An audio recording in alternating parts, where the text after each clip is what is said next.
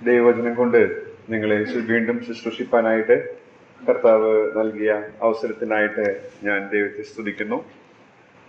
കഴിഞ്ഞ ദിവസങ്ങളിൽ ഞാൻ മനസ്സിലാക്കാനായിട്ട് ശ്രമിച്ച ഒരു ലേഖനമാണ് പത്രോസ് എഴുതിയ രണ്ടാമത്തെ ലേഖനം.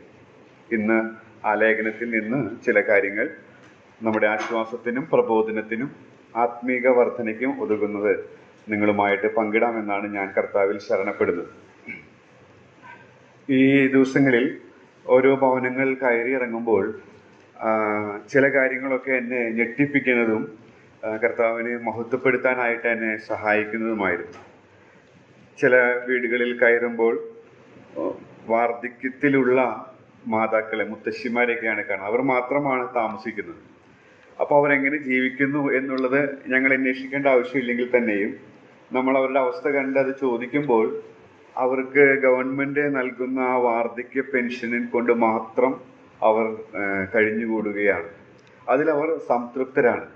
മാത്രമല്ല, ചിലപ്പോൾ ആ ഭവനം, നമ്മൾ കടന്നു പോകുന്ന ഭവനം അടഞ്ഞെടുക്കുകയാണെങ്കിൽ പിന്നെയും അവിടേക്ക് ചെന്ന് അവരുടെ വിവരങ്ങൾ അന്വേഷിക്കാൻ ചെല്ലുമ്പോൾ എനിക്ക് വേണ്ടി മാത്രമായിട്ടാണോ ഇങ്ങോട്ട് വന്നത് എന്നുള്ളത് അവരറിയുമ്പോൾ അവരുടെ മുഖത്ത് കാണുന്ന ആ സന്തോഷം, അതും എന്നെ ഏറെ ചിന്തിപ്പിക്കാനായിട്ട് ഇടയായിട്ട്. ഇപ്പോൾ നമ്മുടെ ചുറ്റുപാടുകളിൽ തന്നെ പല വിധത്തിലുള്ള പ്രതികൂലങ്ങളിലും പ്രയാസങ്ങളിലും ഞെരുക്കങ്ങളിലൊക്കെ കടന്നു പോകുന്നവർ, എന്നാൽ അവർ അവിശ്വാസികളായിരിക്കുമ്പോൾ തന്നെ വളരെ സംതൃപ്തരായി തന്നെ മുന്നോട്ട് പോകുന്നതും കാണുന്നത് എന്നെ ചിന്തിപ്പിക്കാനായിട്ട് ഇടയായിട്ട് തീർന്നു.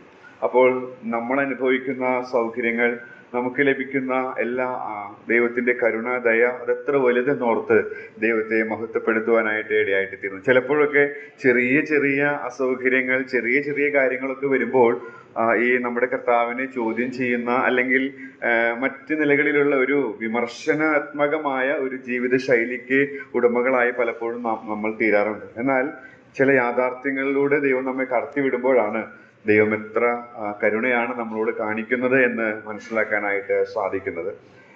ഈ പത്രോസിന്റെ രണ്ടാം ലേഖനം ഞാൻ മനസ്സിലാക്കാനായിട്ട് ശ്രമിച്ചപ്പോൾ എൻ്റെ ഒരു രീതി എന്ന് പറയുന്നത്, നിങ്ങളും അങ്ങനെ തന്നെയാണോ എന്ന് എനിക്ക് അറിഞ്ഞുകൂടാ, എൻ്റെ ജോലിയോടുള്ള ബന്ധത്തിൽ എനിക്ക് ധാരാളം ഒഴിവ് സമയങ്ങൾ കിട്ടാറുണ്ടായിരുന്നു. ഇപ്പോൾ ഇല്ല. എന്നാൽ അങ്ങനെ കിട്ടുന്ന സമയങ്ങളിൽ ഞാനൊരു ഗിഡിയൻസിന്റെ ന്യൂ ടെസ്റ്റ്മെന്റ് എൻ്റെ ടേബിളിൽ വെക്കാറുണ്ട്. അതുപോലെ തന്നെ ഒഴിവ് സമയങ്ങളിലൊക്കെ ഞാൻ ആയിരിക്കുന്ന സ്ഥലങ്ങളിൽ ഞാൻ ക്ലാസ്സുകളിൽ ഞാനത് വായിക്കാറുണ്ട്. അപ്പോൾ ഒരു പുസ്തകം തിരഞ്ഞെടുക്കുമ്പോൾ അത് അനേക തവണ അത് തന്നെ കോൺസെൻട്രേറ്റ് ചെയ്ത് വായിക്കും. അപ്പോൾ അതിൽ നിന്ന് മനസ്സിലാകുന്ന, അതിൽ ആവർത്തിച്ചു വരുന്ന പദങ്ങൾ, അല്ലെങ്കിൽ അതിൻ്റെ പ്രധാനപ്പെട്ട നമ്മൾ സ്ട്രൈക്ക് ചെയ്യുന്ന ഒരു ഭാഗം, അതിനെ അധികരിച്ചാണ് തുടർന്ന് ആ ലേഖനം മനസ്സിലാക്കാനായിട്ട് ഞാൻ ശ്രമിക്കാറ്. അങ്ങനെ ഈ പത്രോസിന്റെ രണ്ടാമത്തെ ലേഖനം ഞാൻ പലതവണ വായിച്ചു. അങ്ങനെ വായിച്ചു വന്നു. അത് കൂടാതെ തന്നെ വീട്ടിലെത്തുമ്പോൾ അനേക റെഫറൻസ് ഗ്രന്ഥങ്ങൾ നമുക്കിപ്പോൾ അവൈലബിൾ ആണ്. അപ്പോൾ ആ രീതിയിലൊക്കെ പരിശോധിച്ചു. അപ്പോൾ നമുക്ക് ലഭിച്ച ആശയം മൂലഭാഷയിലെ ആശയവുമായിട്ട് യോജിച്ചു പോകുന്നതാണോ, അതോ നമ്മുടെ എന്തെങ്കിലും ആശയങ്ങളാണോ എന്നുള്ളത് ഉറപ്പുവരുത്തുക എന്നുള്ള ഉദ്ദേശത്തോടു കൂടെയാണ് അങ്ങനെ പരിശോധിക്കുന്നത്. അങ്ങനെ നോക്കുമ്പോൾ അത് സത്യമാണ്, ശരിയാണ് എന്ന് അറിയുമ്പോൾ നമുക്ക് കുറെ കൂടെ സന്തോഷം ലഭിക്കും. അങ്ങനെ ഞാനിത് വായിച്ചപ്പോഴും എനിക്ക് ലഭിച്ച സന്ദേശം എന്ന് പറയുന്നത്, ഈ പത്രോസിന്റെ രണ്ടാം ലേഖനത്തിന്റെ സന്ദേശം എന്ന് പറയുന്നത് 3-ാം അധ്യായത്തിന്റെ 17-18 വാക്യങ്ങളിലാണ്. 17-18 വാക്യങ്ങൾ നമ്മൾ അവിടെ ഇങ്ങനെ വായിക്കുന്നുണ്ട്.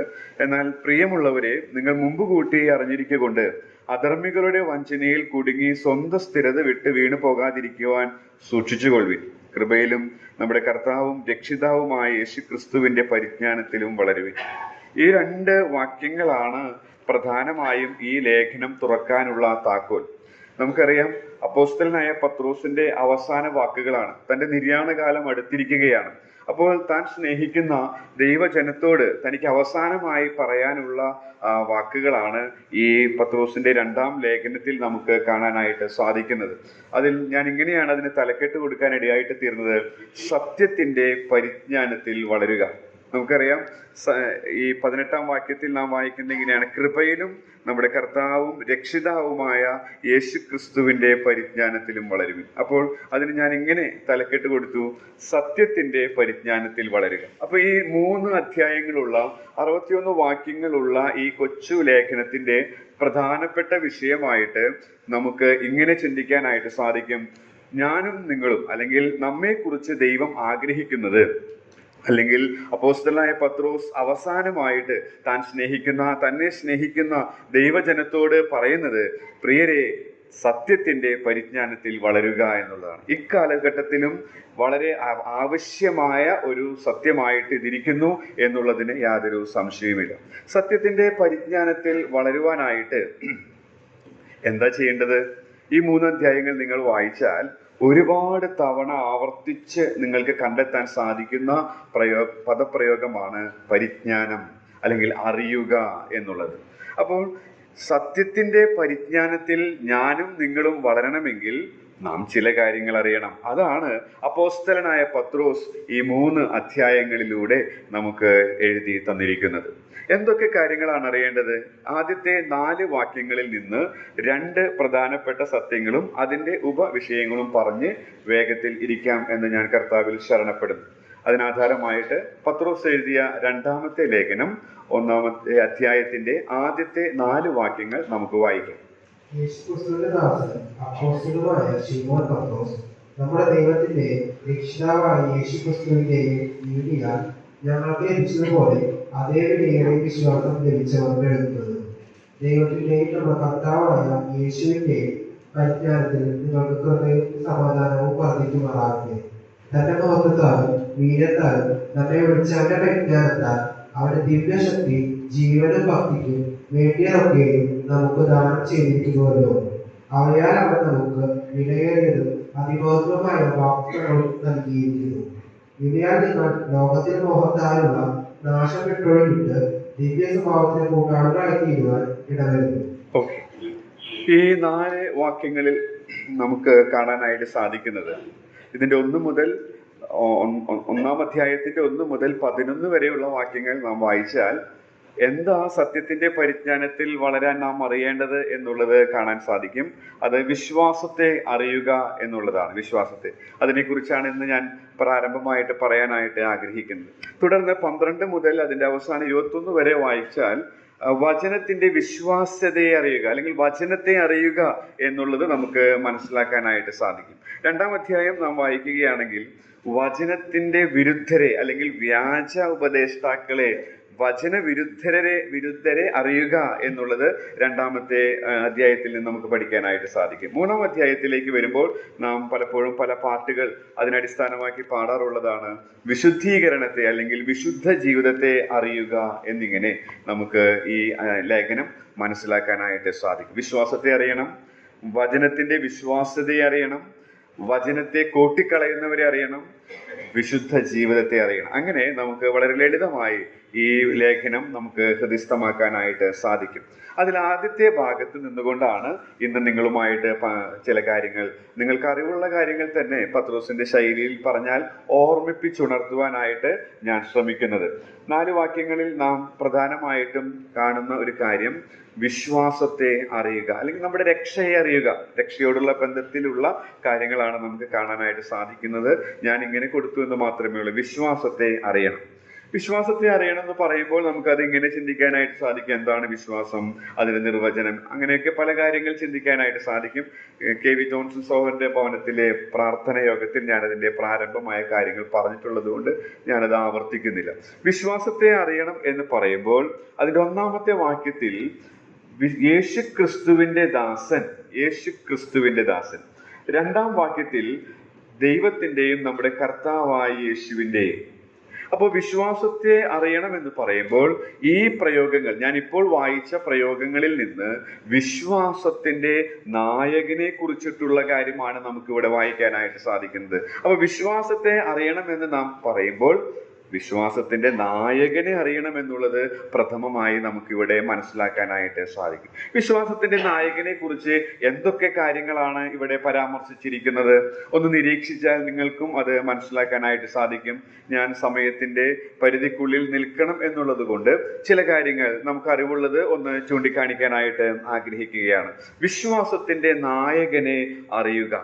വിശ്വാസത്തിന്റെ നായകനെ അറിയണം എന്ന് പറയുമ്പോൾ ഇവിടെ നാം ആദ്യത്തെ പദപ്രയോഗത്തിൽ തന്നെ വായിക്കുന്നത് യേശുക്രിസ്തുവിന്റെ ദാസൻ, അതുപോലെ തന്നെ കർത്താവ്. അപ്പോൾ അവൻ നമ്മുടെ യജമാനനാണ്, അല്ലെങ്കിൽ വിശ്വാസത്തിന്റെ നായകനെ കുറിച്ച് ഇവിടെ വെളിപ്പെടുത്തിയിരിക്കുന്നത് അവൻ നമ്മുടെ കർത്താവാണ്, അവൻ നമ്മുടെ നാഥനാണ്, അവൻ നമ്മുടെ യജമാനനാണ് എന്നുള്ളതാണ്.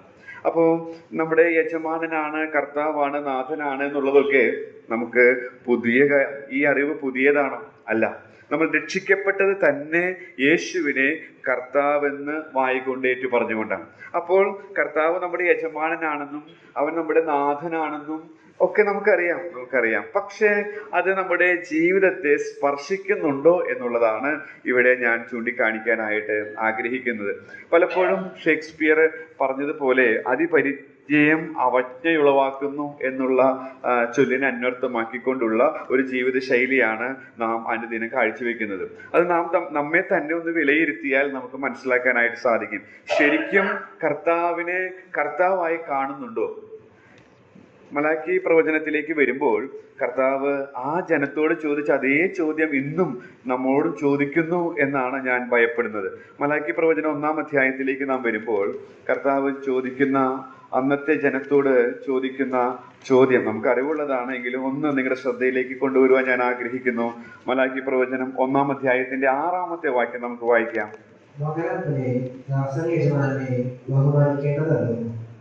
ഞാൻ അപ്പനെങ്കിൽ എന്നോടുള്ള ബഹുമാനം എവിടെ? ഞാൻ യജമാനെങ്കിൽ എന്നോടുള്ള ഭക്തി എവിടെ എന്ന് സൈന്യങ്ങളുടെ യഹോവ അവന്റെ നാമത്തിൽ സ്വീകരിക്കുന്ന പുരോഹിതന്മാരെ നിങ്ങളോട് ചോദിക്കുന്നു. അതിന് നിങ്ങൾ ഏതിനാൽ ഞങ്ങൾ എന്റെ നാമത്തെ സ്വീകരിക്കുന്നു എന്ന് ചോദിക്കുന്നു. ഇവിടെ ദൈവജനത്തോട് ദൈവം ചോദിക്കുകയാണ്, ഞാൻ അപ്പനാണ് എങ്കിൽ എന്നോടുള്ള ബഹുമാനം എവിടെ? ഞാൻ നിങ്ങളുടെ യജമാനനാണെങ്കിൽ എന്നോടുള്ള ഭക്തി എവിടെയെന്ന് സൈന്യങ്ങളുടെ യഹോവ അവന്റെ നാമത്തെ തുച്ഛീകരിക്കുന്നവരോട് ചോദിക്കുകയാണ്. ഇതേ ചോദ്യം തന്നെ ആയിരിക്കും ഇന്ന് നമ്മുടെ ജീവിതം കണ്ടും ദൈവം ചോദിക്കുന്നത് എന്നുള്ളത് അനേകരുടെ ജീവിത ശൈലി കാണുമ്പോൾ ചിന്തിച്ചു പോകുന്നതാണ്. അപ്പൊ നമ്മെക്കുറിച്ച് ദൈവം ആഗ്രഹിക്കുന്നത് നാം അവനെ യജമാനൻ എന്ന് പറയുന്നുവെങ്കിൽ, നാം അവനെ യജമാനൻ എന്ന് വിളിക്കുന്നുവെങ്കിൽ, നാം അവനെ യജമാനനായി അംഗീകരിക്കുന്നുവെങ്കിൽ വാസ്തവമായി അവനെ ബഹുമാനിക്കുവാനായിട്ടും അവനെ അനുസരിക്കുവാനായിട്ടും ബാധ്യസ്ഥരാണ് എന്നുള്ളത് ഇവിടെ നിന്ന് പറയാനായിട്ട് ആഗ്രഹിക്കുകയാണ്. കുറച്ച് ദിവസങ്ങൾക്ക് മുൻപ് ദൈവവചനം ധ്യാനിച്ചപ്പോൾ യെഹെസ്കേൽ പ്രവചനം 8-ാം അധ്യായത്തിന്റെ 8-ാമത്തെ വാക്യത്തിലേക്ക് വരുമ്പോൾ ഇതിന് സമാനമായ ഒരു അവസ്ഥ നമുക്ക് കാണാനായിട്ട് സാധിക്കുന്നുണ്ട്. യെഹെസ്കേലിന്റെ പ്രവചനം 8-ാം അധ്യായത്തിന്റെ 8-ാമത്തെ വാക്യം. അവിടെ ചുവർ കുത്തി തുറക്കുക എന്ന് പറഞ്ഞു. ഞാൻ ചുവർ കുത്തി തുറന്നാലെ തിരുവാതിൽ കണ്ടു. അവനെന്നോട് അകത്തു ചെന്ന് അവർ ഇവിടെ ചെയ്യുന്ന വല്ലാത്ത മ്ലേച്ഛതകളെ നോക്കുക എന്ന് കൽപ്പിച്ചു. യെരുശലേമിലെ മ്ലേച്ഛതകളെ കുറിച്ചിട്ടുള്ള വിവരണമാണ്. അവിടെയുള്ള പുരോഹിതർ അല്ലെങ്കിൽ അവരുടെ നേതൃത്വം ചെയ്യുന്ന കാര്യമാണ് ദൈവത്തിന്റെ ആത്മാവ് പ്രവാചകനോട് പറയുന്നത്. അവരുടെ വീടുകളിലെ ചുവരുകൾ കുത്തി തുറന്നാൽ കാണാൻ സാധിക്കുന്നത് അവർ അവിടെ വിഗ്രഹങ്ങളെ ആരാധിക്കുകയാണ്. എന്നാൽ അതേ കൂട്ടർ തന്നെ ദൈവാലയത്തിൽ വന്ന് ജീവനുള്ള ദൈവത്തെ ആരാധിക്കുകയും ചെയ്യുന്നു. ഈ ചിത്രം ഇന്നത്തെ ദൈവജനത്തിന്റെ അവസ്ഥയുമായിട്ട് ഏറെ ബന്ധമുള്ളതാണ്. നാം അവനെ കർത്താവേ കർത്താവേ എന്ന് അനേക തവണ വിളിക്കുന്നു, പക്ഷേ നമ്മുടെ ജീവിതത്തിൽ കർത്താവുമായിട്ട് യാതൊരു ബന്ധവുമില്ല. നാം നമ്മുടേതായ ഇഷ്ടത്തിനനുസരിച്ച്, നമ്മുടേതായ സൗകര്യത്തിനനുസരിച്ച്, നമ്മുടെ സ്വാർത്ഥ താല്പര്യങ്ങളെ മുൻനിർത്തിക്കൊണ്ടുള്ള ഒരു ജീവിതമാണ് നയിക്കുന്നത്. അവനോടുള്ള ബഹുമാനം വാസ്തവത്തിൽ നമുക്കില്ല, അവനോടുള്ള ഭക്തി വാസ്തവത്തിൽ നമുക്കില്ല. നമുക്ക് പ്രധാനം മറ്റു പല കാര്യങ്ങളാണ്. അതെങ്ങനെ മനസ്സിലാക്കാം? നമുക്ക് ഒരു എഴുത്തുകാരൻ ഇങ്ങനെയാണ് രേഖപ്പെടുത്തിയിരിക്കുന്നത്, നാം എന്തിനാണോ പ്രാധാന്യം കൊടുക്കുന്നത് അതിനാണ് നാം കൂടുതൽ സമയം ചെലവഴിക്കുക. ഒരു ദിവസത്തെ കണക്കെടുക്കുക, എന്തിനാണ് നമ്മുടെ ജീവിതത്തിൽ കൂടുതൽ സമയം ചെലവഴിക്കുന്നത്? അപ്പോൾ നമുക്ക് മനസ്സിലാക്കാനായിട്ട് സാധിക്കും മലാക്കി പ്രവചനത്തിലും യെഹെസ്കേൽ പ്രവചനത്തിലും പറഞ്ഞ ആശയം നമ്മോടുള്ള ബന്ധത്തിലും അന്വർത്ഥമാണെന്നുള്ളത്. കർത്താവിനോട് യഥാർത്ഥമായി ഭക്തിയില്ലാത്തവരായി, കർത്താവിനോട് യഥാർത്ഥമായി ബഹുമാനമില്ലാത്തവരായി, എന്നാൽ ഈ യെഹെസ്കേൽ പ്രവചനത്തിൽ വായിച്ചതുപോലെ അതുണ്ടെന്ന് അഭിനയിച്ചുകൊണ്ട് ജീവിക്കുന്നവരുടെ എണ്ണം വർദ്ധിച്ചു വന്നിരിക്കുന്ന ഒരു കാലഘട്ടത്തിൽ ഞാനും നിങ്ങളും ആയിരിക്കുന്നു. വിശ്വാസത്തിന്റെ നായകനെ നോക്കുമ്പോൾ നമുക്ക് കാണാനായിട്ട് സാധിക്കണം, അവൻ നമ്മുടെ യജമാനനാണ്, അവൻ നമ്മുടെ കർത്താവാണ്. അവൻ നമ്മുടെ കർത്താവായിട്ട് നാം കാണുന്നുവെങ്കിൽ, അംഗീകരിക്കുന്നുവെങ്കിൽ അവനെ അർഹിക്കുന്ന ബഹുമാനവും അവനോട് അർഹിക്കുന്ന അനുസരണവും നമ്മുടെ ഭാഗത്ത് നിന്ന് ഉണ്ടാകേണ്ടതാണ്. ഞാൻ അന്ന് സോയന്റെ ഭവനത്തിലെ പ്രാർത്ഥനയ്ക്ക് അവസാനിപ്പിച്ച ഒരു ആശയം ഇങ്ങനെയാണ്. ഇപ്പോൾ ഞാൻ ഇവിടെ ഇരുന്നപ്പോൾ ചിന്തിക്കുകയായിരുന്നു, 2011 ജൂലൈ 8 ഞാൻ ഈ പ്രാദേശിക സഭയുടെ അംഗമാകുന്നു, സ്നാനപ്പെടുന്നു. അപ്പോൾ ഇത്രയും വർഷങ്ങൾ കഴിഞ്ഞു കർത്താവിനെ അറിഞ്ഞിട്ട് ഈ നല്ല യജമാനനെ എത്രമാത്രം അറിയാനായിട്ട് എനിക്ക് നിങ്ങൾക്കും സാധിച്ചു. ഞാൻ ചിന്തിച്ചത്, എനിക്ക് ഈ യജമാനെ എത്രമാത്രം അറിയാം. എനിക്കറിയാം, ഞാനത് ചിന്തിച്ചത് ഇങ്ങനെയാണ്. 2016 സെപ്റ്റംബർ 10 എൻ്റെ വിവാഹം കഴിഞ്ഞത്. ഇപ്പോൾ ഏകദേശം 10 വർഷം.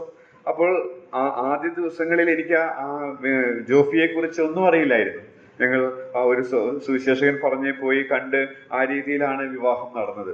പക്ഷേ 10 വർഷം കഴിഞ്ഞ് ഇപ്പോൾ തിരിഞ്ഞു നോക്കുമ്പോൾ എനിക്ക് അവളെ കുറിച്ച് വ്യക്തമായിട്ട് അറിയാനായിട്ട് സാധിക്കുന്നുണ്ട്. കാരണം എല്ലാ ദിവസവും പരിചയിക്കുന്നത് അവളുമായിട്ടാണ്. അപ്പോൾ ഞാൻ പറയാൻ വന്ന കാര്യം എന്ന് പറയുന്നത്, നമ്മൾ രക്ഷിക്കപ്പെട്ടു, സ്നാനപ്പെട്ടു, പ്രാദേശിക സഭയുടെ അംഗമായി കർത്താവുമായിട്ട് ബന്ധമുണ്ടെങ്കിൽ നമുക്ക് കർത്താവിനെ അറിയുവാനായിട്ട് എത്രമാത്രം ആ അറിവിൽ വളരുവാനായിട്ട് അവന്റെ ഇഷ്ടങ്ങൾ, അവന്റെ തികവുള്ള വഴികൾ, ഇതൊക്കെ നമുക്ക് മനസ്സിലാക്കാനായിട്ട് സാധിക്കും. അതോ നാം എന്നും വിശ്വാസത്തിന്റെ അല്ലെങ്കിൽ കാറ്റിനാൽ അലഞ്ഞുഴലുന്ന ശിശുക്കളായിട്ട് ഉള്ള അവസ്ഥ തന്നെയാണോ? നമ്മുടെ യജമാനൻ എത്രമാത്രം നമുക്കറിയാം എന്നുള്ളത് ഒന്ന് ചിന്തിക്കുന്നത് ഇത്തരണത്തിൽ നല്ലതാണ്. അടുത്തതായിട്ട് ഈ വിശ്വാസത്തിന്റെ നായകനെ കുറിച്ച് നാം അവിടെ വായിക്കുന്നത്, യേശുക്രിസ്തുവിന്റെ ദാസനും അപ്പോസ്തലനുമായ ശിമോൻ പത്രോസ് നമ്മുടെ ദൈവത്തിന്റെയും, 2-ാം വാക്യത്തിൽ ദൈവത്തിന്റെയും, 2 പ്രാവശ്യം ദൈവത്തിന്റെ ദൈവം. അപ്പോ നമ്മുടെ വിശ്വാസത്തിന്റെ നായകൻ അവൻ സാക്ഷാൽ ദൈവമാണ്, ജീവനുള്ള ഏക സത്യ ദൈവമാണ്. ഈ അറിവ് പലപ്പോഴും നമ്മുടെ ജീവിതത്തിൽ കാണാൻ സാധിക്കുന്നില്ല. നാം വിശ്വസിക്കുന്നത് ജീവനുള്ള ഏക സത്യ ദൈവമാണെങ്കിൽ നമ്മുടെ ജീവിതത്തിൽ നേരിടുന്ന പ്രശ്നങ്ങളൊക്കെ വരുമ്പോൾ നാം പകച്ച് നിരാശപ്പെട്ടു പോകേണ്ടതായിട്ടില്ല. കാരണം അവനാണ് ഈ സകലത്തെയും നിയന്ത്രിക്കുന്നവൻ. അവൻ സർവശക്തനാണ്, അവൻ സർവജ്ഞാനിയാണ്. അങ്ങനെയെങ്കിൽ പ്രശ്നങ്ങളും പ്രതിസന്ധികളൊക്കെ നമ്മുടെ ജീവിതത്തിൽ നേരിടുമ്പോൾ നാം തളർന്നു പോകേണ്ടതായിട്ടില്ല. ഒരു പക്ഷേ മാനുഷികമായ രീതിയിൽ ക്ഷീണവും ഞെരുക്കും പ്രശ്നങ്ങളൊക്കെ സങ്കടമൊക്കെ തോന്നാൻ സാധ്യതയുണ്ടെങ്കിലും നാം നിലംപരിചായി തീരാതെ വണ്ണം കർത്താവ് നമ്മെ ശക്തിപ്പെടുത്തുന്നു, ധൈര്യപ്പെടുത്തുന്നു എന്നുള്ളതാണ്. അവിടുന്ന് ദൈവമാണ്, നമ്മുടെ വിശ്വാസത്തിന്റെ നായകൻ അവൻ നമ്മുടെ ദൈവമാണ്, സർവശക്തനായ ദൈവമാണ്. 1 യോഹന്നാൻ 5:5 നാം വായിക്കുമ്പോൾ, യോഹന്നാൻ എഴുതിയ 1-ാം ലേഖനം 5-ാം അധ്യായത്തിന്റെ 5-ാം വാക്യത്തിൽ നാം ഇങ്ങനെ വായിക്കുന്നുണ്ട്,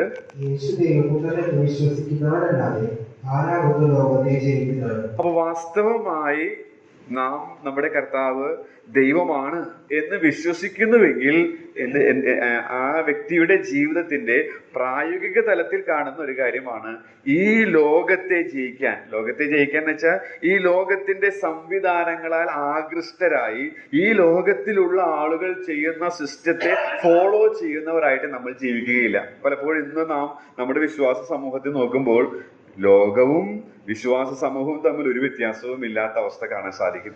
എന്നാൽ ഇവിടെ വ്യക്തമായി എഴുത്തുകാരൻ അല്ലെങ്കിൽ ദൈവത്തിന്റെ ആത്മാവ് പറയുകയാണ്, നാം ദൈവപുത്രൻ സമം ദൈവം, യേശു ക്രിസ്തു ദൈവമാണ് എന്ന് ഞാനും നിങ്ങളും വിശ്വസിക്കുന്നുവെങ്കിൽ ആ വിശ്വാസം ലോകത്തെ ജയിക്കാൻ സഹായിക്കുന്നതാണ്. അപ്പൊ നേരെ തിരിച്ചു ചിന്തിക്കാം, അനുദിന ജീവിതത്തിൽ ലോകത്തെ ജയിക്കാനായിട്ട് എനിക്കും നിങ്ങൾക്കും സാധിക്കുന്നില്ലെങ്കിൽ, മറിച്ച് ഈ ലോകത്തിലെ സംവിധാനങ്ങളെല്ലാം നമ്മെ ആകർഷിച്ച് കീഴ്പ്പെടുത്തി അതിന്റെ അടിമകളായി രക്ഷിക്കപ്പെട്ടു, സ്നാനപ്പെട്ടു എന്ന് പറഞ്ഞിട്ടുള്ളവർ ജീവിക്കുകയാണെങ്കിൽ അതിന്റെ അർത്ഥം വാസ്തവമായി അത് വിശ്വാസമായി നമ്മിൽ പരിണമിക്കുന്നില്ല, കേവലം അറിവായിട്ട് ഇരിക്കുന്നു. ഈ ലേഖനത്തിൽ ഞാൻ നേരത്തെ പറഞ്ഞു പരിജ്ഞാനം എന്നുള്ള പദം, ആ പരിജ്ഞാനം എന്നുള്ള പദത്തിന് അറിയുക, എപ്പിഗ്നോസിസ് എന്നാണ് പറയുന്നത്. എപ്പിഗ്നോസിസ്, അതാണ് മൂലഭാഷയിൽ ഞാൻ വായിച്ചപ്പോൾ മനസ്സിലാക്കാൻ സാധിച്ചത്. അതിന്റെ അർത്ഥം എന്ന് പറയുന്നത് സൂക്ഷ്മമായ, സമഗ്രമായ, അനുഭവപരമായ അറിവെന്നാണ്. സൂക്ഷ്മമായ, സമഗ്രമായ, അനുഭവപരമായ അറിവ്. കേവലം വിവരശേഖരണത്തെ കുറിച്ചല്ല ഈ പരിജ്ഞാനം എന്നുള്ള പദം ഉപയോഗിക്കുന്നത്. സൂക്ഷ്മമായി, സമഗ്രമായി, അനുഭവപരമായിട്ടുള്ള. അതിനെക്കുറിച്ച് കുറച്ചും കൂടി മനസ്സിലാക്കാൻ ശ്രമിച്ചപ്പോൾ ഒരു എഴുത്തുകാരന്റെ സ്റ്റേറ്റ്മെന്റ് ആണ് എനിക്ക് നന്നായി തോന്നിയത്. കൽപ്പനകൾ അനുസരിക്കുമ്പോൾ ലഭിക്കുന്ന അറിവ്, ദൈവത്തിന്റെ കൽപ്പനകൾ അനുസരിക്കുമ്പോൾ ലഭിക്കുന്ന അറിവാണ് എപ്പിഗ്നോസിസ്, പരിജ്ഞാനം എന്നുള്ളത് ഇവിടെ ഈ ലേഖനത്തിൽ ആവർത്തിച്ചിട്ടുള്ളത്. മറ്റൊരു അറിവുണ്ട് ഗ്നോസിസ് എന്നുള്ളത്. അത് തിരുവഴുത്ത് നാം ബൈബിൾ കോളേജിലൊക്കെ പോയി പഠിക്കുന്നത് പോലെ നമ്മുടെ അറിവ് വർദ്ധിപ്പിക്കാനായിട്ട്, അല്ലെങ്കിൽ ഇതിന്റെ വിവരങ്ങളൊക്കെ കണ്ടെത്തുന്നത് പോലെ ബൈബിൾ ക്വിസിനായിട്ട് പഠിക്കുന്നത് പോലെയുള്ള വിവരശേഖരണമാണ് ഗ്നോസിസ് എന്ന് പറയുന്നത്. ഈ രണ്ടും ഇവിടെ ഉപയോഗിക്കുന്നുണ്ട്. എന്നാൽ ദൈവത്തിന്റെ ആത്മാവ് നമ്മളോട് പറയുന്നത് നാം സൂക്ഷ്മമായ, സമഗ്രമായ, അനുഭവപരമായ അറിവുള്ളവരായിട്ട് തീരണം. എന്ന് വെച്ചാൽ ദൈവത്തിന്റെ കൽപ്പനകൾ അനുസരിച്ച് ജീവിക്കുമ്പോൾ അവനെ കുറിച്ചിട്ടുള്ള അറിവ്, ആ അറിവിൽ വളരണം. പക്ഷേ നമ്മുടെ ജീവിതത്തിൽ സംഭവിക്കുന്നത് ദൈവത്തെ കേവലം ഒരു താത്വികമായി, കേവലം വിവരശേഖരണത്തിൽ നിന്ന് ലഭിക്കുന്ന അറിവ് മാത്രം. ദൈവം സർവജ്ഞാനിയാണ്, ദൈവം സർവശക്തനാണ്, ദൈവം വല്ലഭനാണ്, മാറ്റമില്ലാത്തവനാണ്, കരുണയുള്ളവനാണ്. ഇതൊക്കെ കേവലം ഒരു വിവരശേഖരണത്തിൽ നിന്നുള്ളൊരു നോസിസ് അറിവായി മാത്രം ഇരിക്കുന്നു. അത് എപ്പിഗ്നോസിസ് ആയിട്ട് പരിവർത്തിക്കപ്പെടുന്നില്ല എന്നുള്ളതാണ് നമ്മുടെ ജീവിത ശൈലിയിൽ നിന്ന് മനസ്സിലാക്കാനായിട്ട് സാധിക്കുന്നത്. അപ്പോൾ സത്യത്തിന്റെ പരിജ്ഞാനത്തിൽ ഞാനും നിങ്ങളും വളർച്ച പ്രാപിക്കണമെങ്കിൽ വിശ്വാസത്തെ അറിയണം. വിശ്വാസത്തെ അറിയണം എന്ന് പറയുമ്പോൾ ഈ ഭാഗം നാം ശ്രദ്ധിക്കുമ്പോൾ വിശ്വാസത്തിന്റെ നായകനെ കുറിച്ചിട്ടുള്ള പരാമർശങ്ങൾ കാണുന്നു. അപ്പോൾ വിശ്വാസത്തിന്റെ നായകനെ അറിയാനിടയായിട്ട് തീരണം. വിശ്വാസത്തിന്റെ നായകൻ അവൻ നമ്മുടെ നാഥനാണ്, യജമാനനാണ്. അവൻ നമ്മുടെ യജമാനനാണെങ്കിൽ അവന് യഥാർത്ഥത്തിലുള്ള ബഹുമാനവും ഭക്തിയും നാം കൊടുക്കുവാൻ ബാധ്യസ്ഥരാണ്. മാത്രമല്ല അവൻ സാക്ഷാൽ ദൈവമാണ്. അവൻ സാക്ഷാൽ ദൈവമാണെങ്കിൽ ലോകത്തെ ജയിക്കാനായിട്ട് ആ അറിവ് നമ്മെ സഹായിക്കും. അങ്ങനെ സഹായിക്കുന്നില്ലെങ്കിൽ കേവലം താത്വികമായ അറിവുള്ളവരായി നാം തിരുവഴുത്തിൽ വായിക്കുന്നത് പോലെ അറിവ് ചീർപ്പിക്കുന്ന അവസ്ഥയിലുള്ളവരാണ് നമ്മൾ എന്നുള്ളത് സമ്മതിക്കേണ്ടതായിട്ട് വരും. രണ്ടാമത്തെ കാര്യം, മൂന്നാമത്തേതായിട്ട് ഇവിടെ നമുക്ക് ഈ വിശ്വാസത്തിന്റെ നായകനെ കുറിച്ച് കാണാനായിട്ട് സാധിക്കുന്നത് രക്ഷിതാവായ യേശുക്രിസ്തു. ഈ ലേഖനം നിങ്ങൾ വായിച്ചിട്ടുള്ളവരാണെങ്കിൽ ശ്രദ്ധിച്ചിട്ട് നിങ്ങൾ നോക്കിയിട്ടുണ്ടെങ്കിൽ ഈ രക്ഷിതാവ് എന്നുള്ള പദം പല തവണ ആവർത്തിച്ചു വരുന്നത് കാണാനായിട്ട് സാധിക്കും. ഇവിടെ നാം വായിച്ചു 1-ാം വാക്യത്തിലുണ്ട്. 11-ാമത്തെ വാക്യത്തിൽ വരുമ്പോൾ നമുക്ക് ഇങ്ങനെ കാണാൻ സാധിക്കും: കർത്താവും രക്ഷിതാവുമായ യേശു ക്രിസ്തുവിന്റെ നിത്യരാജ്യത്തിലേക്കുള്ള പ്രവേശനം ധാരാളമായി പ്രാപിക്കും. 2:20 നമുക്ക് രക്ഷിതാവ് എന്നുള്ള പദം ആവർത്തിക്കുന്നത് കാണാം. 3-ാം അധ്യായത്തിന്റെ 2-ാം വാക്യത്തിലും 3-ാം അധ്യായത്തിന്റെ 18-ാം വാക്യത്തിലും രക്ഷിതാവ് എന്നുള്ളത് ആവർത്തിച്ചേക്കും. അപ്പോൾ വിശ്വാസത്തിന്റെ നായകനെ നോക്കുമ്പോൾ മറ്റൊരു കാര്യം നമുക്ക് കാണാനായിട്ട് സാധിക്കും. അവിടുന്ന് രക്ഷിതാവാണെന്ന് പറയുമ്പോൾ മത്തായി സുവിശേഷം 1-ാം അധ്യായത്തിൽ കർത്താവ് രക്ഷിതാവായി എന്നുള്ള കാര്യം രേഖപ്പെടുത്താനായിട്ട് ദൈവാത്മാവ് ഉപയോഗിച്ചിരിക്കുന്ന ഒരു പരാമർശം നമുക്കറിവുള്ളതാണ്. എങ്കിലും ഞാനൊന്ന് നിങ്ങളുടെ ശ്രദ്ധയിലേക്കൊന്ന് ചൂണ്ടിക്കാണിക്കട്ടെ. മത്തായി സുവിശേഷം 1-ാം അധ്യായത്തിന്റെ 21-ാമത്തെ വാക്യം: അവൻ തന്റെ ജനത്തെ അവരുടെ പാപങ്ങളിൽ നിന്നും രക്ഷിക്കാനിരിക്കൊണ്ട് നീ അവന് യേശു എന്ന് പേരിടണം എന്ന് പറഞ്ഞു. ഓക്കെ, അവിടെ എന്നെ സ്പർശിച്ച ഒരു പ്രയോഗം, പാപങ്ങളിൽ നിന്ന് രക്ഷിപ്പാനിരിക്കൊണ്ട് നീ അവന് യേശു അല്ലെങ്കിൽ രക്ഷകൻ എന്ന് പേരിടണം എന്നുള്ള. അപ്പൊ കർത്താവിനെ രക്ഷിതാവായി നാം കാണുന്നുവെങ്കിൽ നമുക്ക് ആത്മരക്ഷ ലഭിച്ചു. എന്നാൽ അതുകൊണ്ട് മാത്രം അവിടെ അവസാനിക്കുന്നില്ല. പലപ്പോഴും ഇന്നത്തെ ജനത്തിന്റെ അവസ്ഥ നാം ഒന്ന് സസൂക്ഷ്മം വിലയിരുത്തുമ്പോൾ മനസ്സിലാക്കാൻ സാധിക്കുന്നത്, രക്ഷിക്കപ്പെട്ടു, എന്തായാലും സ്വർഗത്തിൽ പോകും. പിന്നെ എങ്ങനെ ജീവിച്ചാലും കുഴപ്പമില്ല എന്നുള്ള ഒരു ശൈലിയിലേക്ക് നമ്മൾ ഇങ്ങനെ താണു പോവുകയാണ്. നമ്മുടെ ജീവിതത്തിന്റെ ഓരോരോ ഘട്ടങ്ങളിലും അതുപോലെ തന്നെ നമ്മുടെ സഭായോഗങ്ങളൊക്കെ നോക്കിയാൽ അത് നമുക്ക് മനസ്സിലാക്കാനായിട്ട് സാധിക്കും. രക്ഷിക്കപ്പെട്ട് കഴിഞ്ഞു, ഞാൻ സേഫായി എന്നുള്ളതാണ്. പക്ഷെ കർത്താവിന്റെ ജനന ഉദ്ദേശത്തെ ദൈവത്തിന്റെ ആത്മാവ് ഇവിടെ ചൂണ്ടിക്കാണിക്കുന്നത് അവരുടെ പാപങ്ങളിൽ നിന്ന് രക്ഷിപ്പാനിരിക്കൊണ്ട് എന്നുള്ളതാണ്. പാപങ്ങളിൽ നിന്ന് രക്ഷിക്കുന്ന രക്ഷിതാവായി അനുദിന ജീവിതത്തിൽ അവനെ അറിയുവാനായിട്ട് നമുക്ക് സാധിക്കണം. നമുക്കറിയാം, നാം ഈ ആദാമ്യ പ്രകൃതം, ഈ പാപ സ്വഭാവം അധിവസിക്കുന്ന ഈ ശരീരത്തിൽ ജീവിക്കുമ്പോൾ അതാത് പ്രായത്തിൽ അതാതിൻ്റെതായ രീതിയിലുള്ള പാപ സ്വഭാവങ്ങൾ നമ്മിൽ വരും എന്നുള്ളതിന് യാതൊരു സംശയമില്ല. എന്നാൽ ദൈവത്തിന്റെ ആത്മാവിന്റെ ശക്തിയാൽ ഈ പാപങ്ങളെ ജയിക്കുവാനായിട്ട് വീണ്ടും വീണ്ടും വീണ്ടും വീണ്ടും അടിമപ്പെട്ടു പോകാതെ, ആദ്യം LKG ലെവലാണെങ്കിൽ 1ാം ക്ലാസ് 2ാം ക്ലാസ് ആ ലെവലിലേക്ക് ഉയർത്തപ്പെടുന്ന ഒരു അവസ്ഥ നമുക്ക് നമ്മുടെ ജീവിതത്തിൽ ഉണ്ടാകേണ്ടത് ആവശ്യമാണ്. ഈ പത്രോസിന്റെ ഈ ലേഖനത്തിന്റെ ഒരു പേജ് പിറകിലോട്ട് നാം മറക്കുകയാണെങ്കിൽ അവിടെ നാം ഇങ്ങനെ വായിക്കുന്നുണ്ട്. 5ാം അധ്യായത്തിന്റെ 6ാം വാക്യം, പത്രോസ് എഴുതിയ 1ാം ലേഖനം, അതിൽ നാം ഇങ്ങനെയാണ് വായിക്കുക: അതുകൊണ്ട് അവൻ തക്ക സമയത്ത് നിങ്ങളെ ഉയർത്തുവാൻ ദൈവത്തിന്റെ ബലമുള്ള കൈക്കീഴെ താണിരിക്കുവിൻ. തക്ക സമയത്ത് നിങ്ങളെ ഉയർത്തുവാൻ. എന്തിൽ നിന്നുള്ള ഉയർച്ചയാണെന്നുള്ളത് ആ പശ്ചാത്തലം നോക്കിയാൽ നമുക്ക് കാണാനായിട്ട് സാധിക്കും. അഞ്ചാമത്തെ വാക്യത്തിൽ നാം വായിക്കുന്നത് ഇങ്ങനെയാണ്: അവണ്ണം ഇളയവരെ മൂപ്പന്മാർക്ക് കീഴടങ്ങുവിൻ, എല്ലാവരും തമ്മിൽ തമ്മിൽ കീഴടങ്ങി താഴ്മ ധരിച്ചുകൊള്ളുവിൻ. ദൈവം നിഗളികളോട് എതിർത്ത് നിൽക്കുന്നു, താഴ്മയുള്ളവർക്കോ കൃപ നൽകുന്നു. അപ്പൊ അവിടെ പറയുന്നത് നിഗളം, താഴ്മ എന്നുള്ള കാര്യങ്ങളാണ്, കൃപ നൽകുന്ന കാര്യങ്ങളാണ്. അപ്പൊ അതിൽ നിന്ന് മനസ്സിലാക്കാൻ സാധിക്കും, തക്ക സമയത്ത് നാം നേരിട്ടുകൊണ്ടിരിക്കുന്ന ഈ പോരാട്ട ജീവിതം, ചിലപ്പോൾ നമ്മെ അടിമപ്പെടുത്തിക്കൊണ്ടിരിക്കുന്ന പ്രത്യേകമായിട്ടുള്ള ഈ പാപ സ്വഭാവം, അതിൽ നിന്ന് നമ്മെ ഉയർത്തുവാനായിട്ട് താണിരിക്കുക എന്നുള്ളതാണ് നമുക്ക് അവിടെ കാണാനായിട്ട് സാധിക്കുന്നത്. അപ്പോൾ ഞാൻ നിങ്ങളോട് ഇന്ന് പറയാനായിട്ട് ആദ്യമായിട്ട് ആഗ്രഹിച്ച കാര്യം എന്ന് പറയുന്നത്, സത്യത്തിന്റെ പരിജ്ഞാനത്തിൽ വളരണം എന്ന് കർത്താവ് നമ്മെക്കുറിച്ച് ആഗ്രഹിക്കും. അതിന് നമ്മുടെ വിശ്വാസത്തെ നമ്മൾ അറിയണം. വിശ്വാസത്തെ അറിയണമെന്ന് പറയുമ്പോൾ നാം വായിച്ച പത്രോസിന്റെ 2ാം ലേഖനം 1 മുതൽ 4 വരെയുള്ള 1ാം അധ്യായത്തിന്റെ വാക്യങ്ങളിൽ വിശ്വാസത്തിന്റെ നായകനെ കുറിച്ച് ആവർത്തിച്ചിട്ടുള്ള കാര്യങ്ങൾ, സത്യങ്ങൾ നമുക്ക് കാണാനായിട്ട് സാധിക്കുന്നു. അതിന്റെ ചില പ്രായോഗിക ധ്യാനാത്മകമായ കാര്യങ്ങളാണ് ഞാൻ നിങ്ങളുടെ ശ്രദ്ധയിലേക്ക് കൊണ്ടുവരുവാനിടയായിട്ട് തീരുന്നത്. അവൻ നമ്മുടെ കർത്താവാണെന്നും അവൻ നമ്മുടെ ദൈവമാണെന്നും അവൻ നമ്മുടെ രക്ഷിതാവാണെന്നും നമുക്ക് ഇവിടെ നിന്ന് മനസ്സിലാക്കാം. അതിനോടുള്ള ബന്ധത്തിൽ ചില പ്രായോഗിക കാര്യങ്ങളാണ് ഞാൻ നിങ്ങളുടെ അടുത്ത് പറഞ്ഞത്. ഇതിനോടുള്ള ബന്ധത്തിൽ നമുക്ക് ചില തിയോളജിക്കലായിട്ടുള്ള കാര്യങ്ങളും പഠിക്കാനായിട്ട് സാധിക്കും. എന്നാൽ ഞാനത് പറയാനായിട്ട് ആഗ്രഹിക്കുന്നില്ല. അടുത്തതായിട്ട് ഈ 4 വാക്യങ്ങൾ നാം ശ്രദ്ധിച്ചാൽ നമ്മൾക്ക് ലഭിച്ച ഈ വിശ്വാസത്തിന്റെ സവിശേഷതകൾ നമുക്ക് കാണാനായിട്ട് സാധിക്കും. അതുകൂടെ പറഞ്ഞ് ചിലത് വിശദീകരിക്കാതെ ഞാൻ ഇരിക്കാനായിട്ട് ആഗ്രഹിക്കുകയാണ്. വിശ്വാസത്തിന്റെ സവിശേഷതകളെ കുറിച്ച് നമുക്കിവിടെ മനസ്സിലാക്കാനായിട്ട് സാധിക്കും. 1ാം വാക്യം തന്നെ നാം വീണ്ടും വായിക്കാനായിട്ട് ആഗ്രഹിക്കുന്നു. 2 പത്രോസ് 1:1 വാക്യം. നമ്മുടെ ദൈവത്തിന്റെയും രക്ഷിതാവായ യേശുക്രിസ്തുവിന്റെയും നീതിയാൽ ഞങ്ങൾക്ക് ലഭിച്ചതുപോലെ അതേ വിലയേറിയ വിശ്വാസം ലഭിച്ചവർക്ക് എഴുതുന്നത്.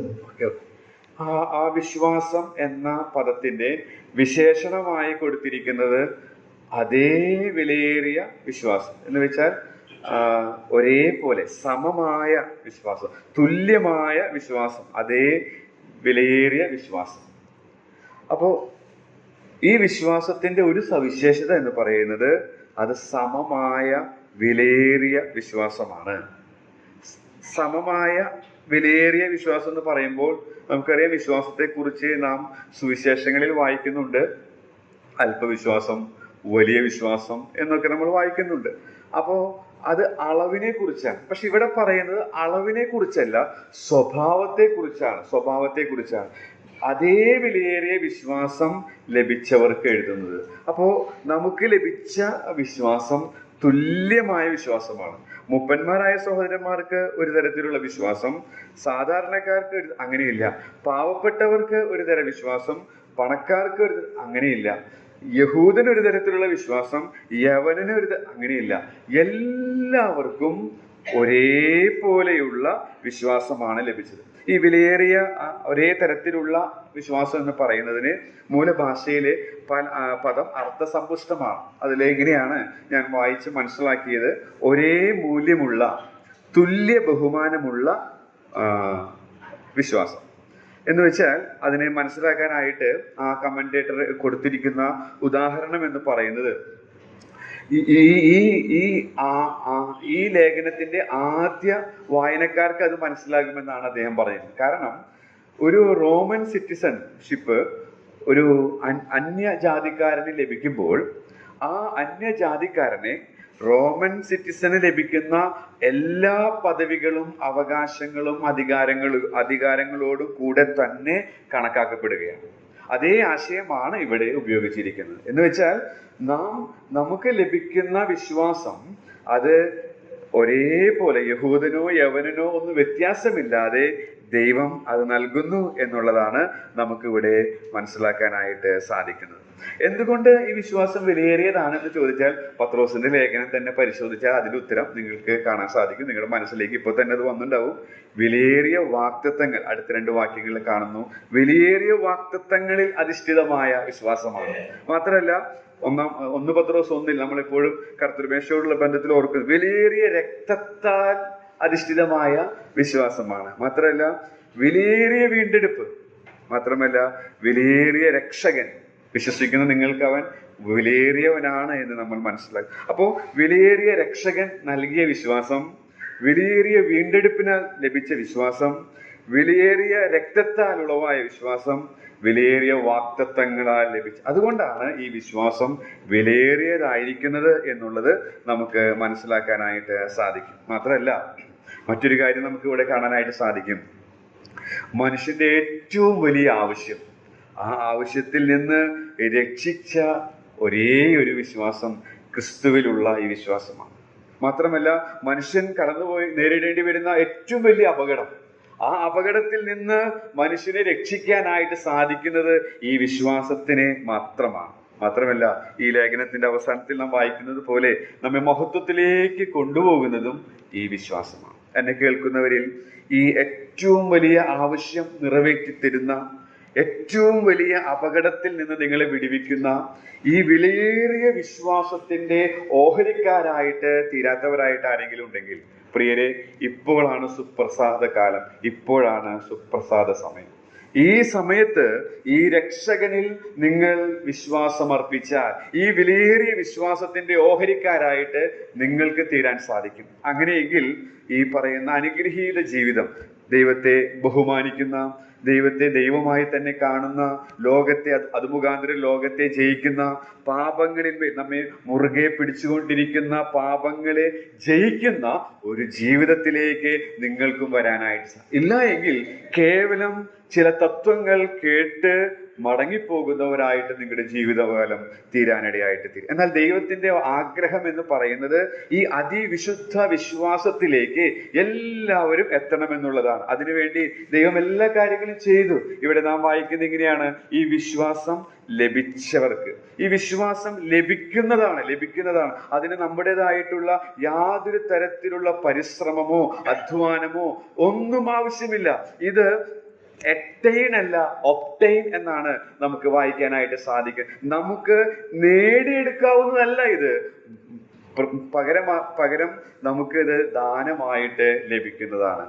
പ്രിയമുള്ളവരെ, ആരെങ്കിലും ഈ വിലയേറിയ വിശ്വാസത്തിന്റെ ഭാഗഭാക്കുകളായിട്ട് തീരാത്തവരായിട്ടുണ്ടെങ്കിൽ തീർച്ചയായിട്ടും നിങ്ങൾക്കും ഇത് സൗജന്യമായിട്ട് ലഭിക്കുന്നതാണ്. ദൈവത്തിന് മുഖപക്ഷമില്ല എന്ന് നാം തിരുവഴുത്തിൽ വായിക്കുന്നു. ആരെല്ലാം ആവശ്യബോധത്തോടുകൂടെ ദൈവത്തിന്റെ സന്നിധിയിലേക്ക് വരുന്നുവോ അവർക്ക് ഈ വിശ്വാസം ലഭിക്കുന്നതാണ്. ഈ വിശ്വാസത്തിന്റെ ഒരു പ്രത്യേകത, അത് വിലയേറി സമമായ തുല്യമായ അപ്പോസ്തലനായ പത്രോസിനുണ്ടായ അതേ വിശ്വാസം തന്നെയാണ് നിസ്സാരന്മാരായ നമുക്കുമുള്ളത് എന്നുള്ളത്.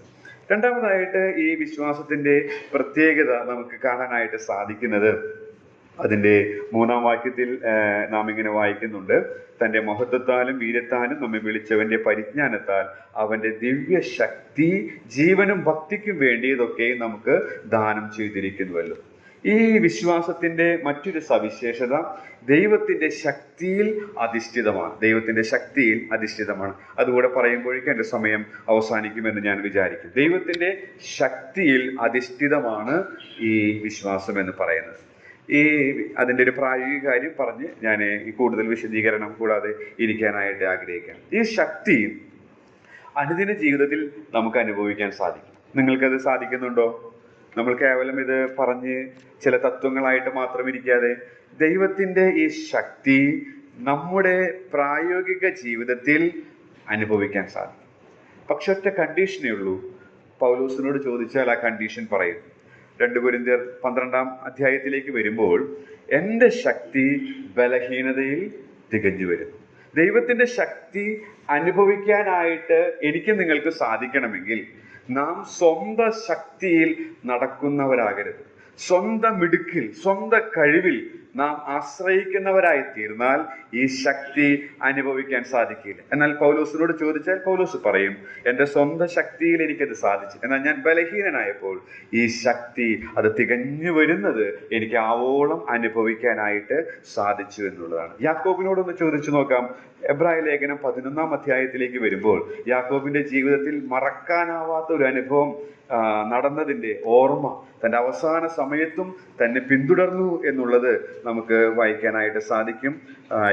എബ്രായ ലേഖനം 11-ാം അധ്യായത്തിന്റെ 21-ാം വാക്യത്തിൽ നാം വായിക്കുന്നത് ഇങ്ങനെയാണ്: വിശ്വാസത്താൽ യാക്കോബ് കാലങ്ങൾ യോസേഫിന്റെ മക്കളെ ഇരുവരെയും അനുഗ്രഹിക്കുകയും തന്റെ വടിയുടെ അറ്റത്ത് ചാരിക്കൊണ്ട് നമസ്കരിക്കുകയും ചെയ്തു. എന്നെ സ്പർശിച്ച പ്രയോഗം തൻ്റെ വടി എന്നുള്ളതാണ്. തൻ്റെ വടി. എപ്പോഴാണ് ഈ വടിയുമായിട്ടുള്ള ബന്ധം യാക്കോബിന് ആരംഭിച്ചത്? നാം ഉൽപ്പത്തി പുസ്തകത്തിലേക്ക് പോകുമ്പോൾ കാണാനായിട്ട് സാധിക്കും. വളരെ കരുത്തനായ കഠിനാധ്വാനിയായ യാക്കോബിനെ ദൈവം ആ യാബോക്കിന്റെ കടവിൽ വെച്ച് പിടിച്ചപ്പോൾ അവന്റെ ആ കരുത്ത് അത് ചോർന്നു പോകാൻ അന്ന് മുതൽ ഒരു പക്ഷേ അവൻ ആ വടിയുടെ സഹായം അല്ലെങ്കിൽ ആ വടിയുടെ വില സ്വന്തം ശക്തി ക്ഷയിച്ച് ദൈവത്തിന്റെ ശക്തിയിൽ ആശ്രയിക്കുന്നതിന്റെ ചിത്രമായിട്ട് നമുക്കത് കാണാനായിട്ട് സാധിക്കും. താനത് തൻ്റെ പരദേശ പ്രയാണം അവസാനിക്കുമ്പോഴും താനത് ഓർക്കുകയാണ്.